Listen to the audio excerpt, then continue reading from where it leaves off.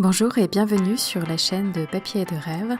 Je suis Ursula et aujourd'hui je vais peindre avec vous quelques fleurs, quelques primes verts à l'aquarelle. J'ai commencé donc par faire un dessin très rapide de mes fleurs, de ce que je voulais faire, et j'ai retourné mon papier pour pouvoir travailler le haut, donc le fond de mes fleurs en premier, tout en gardant une densité de couleur plus importante vers le haut plutôt que vers mes fleurs. Je ne le précise pas dans mes vidéos, mais j'utilise très souvent un petit objet pour rehausser mon papier et pouvoir profiter de l'effet de gravité de cette manière. Je suis donc en train de peindre tout l'arrière-plan de mes primes verts avec des tons de violet qui varient toujours un petit peu pour essayer de rendre les choses un peu plus naturelles. Alors le violet n'est pas du tout naturel pour de la nature, mais c'est ce que j'ai voulu faire cette fois-ci pour avoir un effet un petit peu plus abstrait et plus dans le ressenti que dans la réalité exacte. J'ai donc utilisé du bleu outre-mer, du magenta et un petit peu de moon glow pour donner toutes ces nuances de violets différents.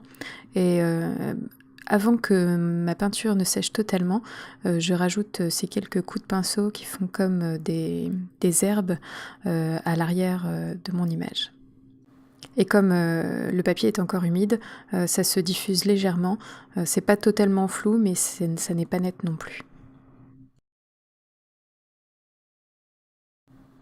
Et je laisse donc sécher cette première couche et je retourne mon papier pour pouvoir m'occuper du dessous des fleurs. Et cette fois-ci, comme on est plus dans le feuillage de mes fleurs, je vais utiliser un vert que j'ai composé de bleu outre-mer et d'or de quinacridone. Ça donne un vert très éteint, très terne et je pense que ça va bien convenir et bien aller avec le violet. Et comme je ne veux pas qu'il y ait trop de dualité entre le haut de ma peinture et le bas de ma peinture, à cause déjà de ce contraste de couleurs, j'essaye de faire monter mon vert vers le violet. Et plus tard, vous allez voir que je vais ajouter du violet dans le vert pour contrebalancer l'effet et qu'un équilibre se forme. Comme je veux donner à cette peinture un aspect un peu plus abstrait que ce que je fais habituellement, j'essaye de ne pas trop définir les formes de mes fleurs, de laisser un peu de place à l'imagination. Par endroits, je floute le fond dans la fleur et elles ne sont vraiment pas du tout dessinées précisément. Et ce qui est le bien avec cette façon de procéder, c'est que je ne suis pas du tout obligée de respecter les couleurs de la nature. C'est pour ça que mon fond est violet. Mon image d'inspiration a des couleurs très vert, très terre, pas très intéressantes au final.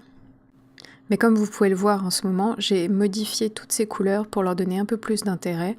J'apporte des nuances qui ne sont pas dans mon image d'inspiration, mais qui vont rendre la peinture plus intéressante. Et j'apporte un plus par rapport à l'image de référence. J'apporte ma vision des choses.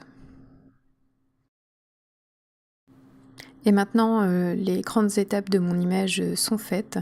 Je vais maintenant ajouter quelques détails qui vont ajouter de la profondeur à mon image et qui vont aussi ajouter de l'intérêt en ajoutant de la texture et rappeler les couleurs de violet, comme je l'ai dit tout à l'heure, dans cette partie verte pour donner un équilibre.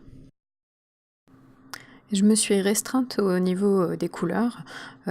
J'utilise donc du bleu outre-mer, du magenta, de l'or de quinacridone et un tout petit peu de moon glow par-ci par-là. Et du coup, ça aussi, ça va me permettre d'avoir une unité dans mon image, puisqu'on retrouve les couleurs du violet, on va les retrouver utilisées aussi dans le vert. Et donc, on aura une unité de couleurs.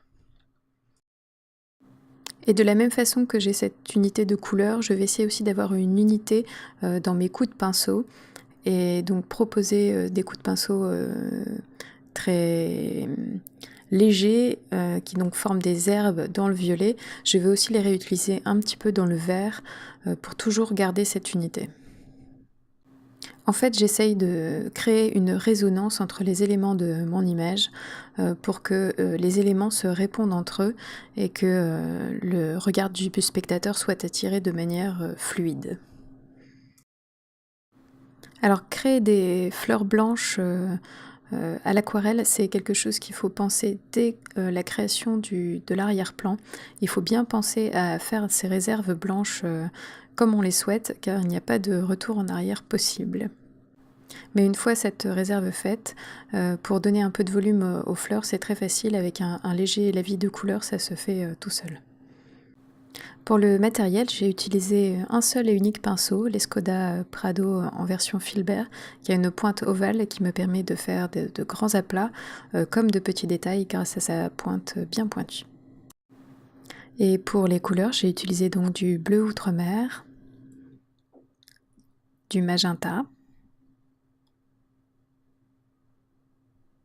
de l'or de quinacridone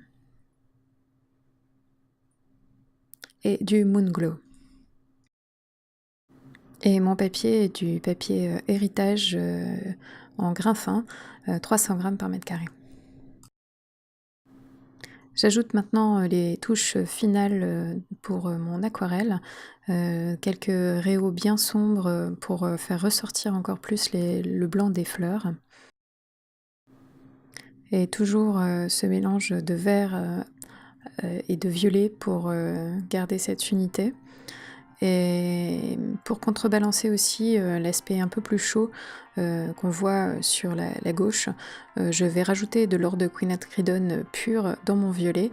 Donc c'est une couleur complémentaire au violet et donc du coup ça apporte un beau contraste et ça apporte donc du relief et de l'intérêt à mon image. J'ai pris beaucoup de plaisir à peindre cette aquarelle et j'espère que vous en avez pris aussi en le regardant. J'espère continuer dans cette voie et dans ce style un peu plus abstrait. Merci d'avoir regardé cette vidéo jusqu'au bout. N'hésitez pas à laisser vos commentaires et à bientôt.